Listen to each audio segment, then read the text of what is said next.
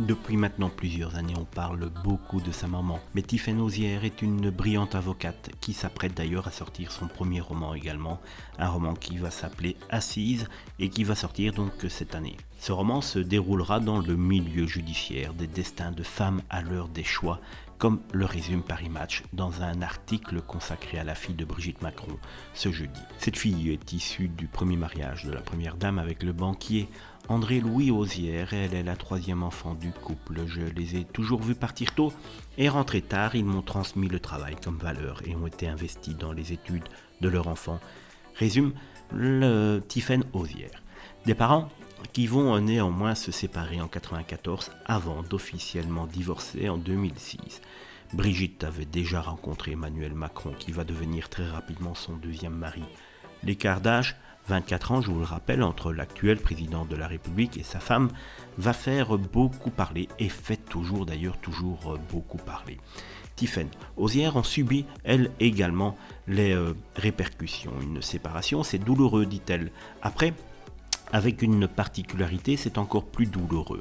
Ce n'était pas encore l'ère des réseaux sociaux, mais on était dans une petite ville de province. Vous savez, tout se sait.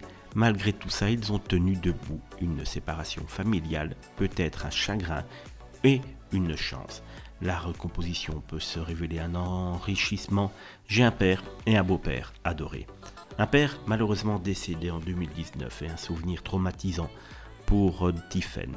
Je me souviens du jour, le 24 décembre exactement. Après un certain nombre d'années, arrive-t-on encore à passer outre l'absence? J'ai un rapport anxiogène et non apaisé avec la mort. J'ai perdu mes grands-parents et mon père. Le cercle se restreint. L'absence est présence.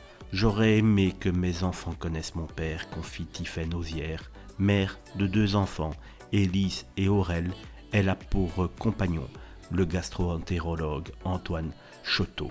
Des confessions très fortes de la part de cette fille qui est restée dans l'ombre de sa maman depuis de très nombreux mois et qui a eu 2 mots assez rares sur ses rapports avec le président Macron, qu'elle décrit comme un beau-père bienveillant, doté d'une personnalité hors norme, un homme intelligent avec qui le dialogue est possible en permanence. Ce n'est pas tout le monde qui peut dire qu'on peut discuter tranquillement et que le dialogue est ouvert avec le président Macron.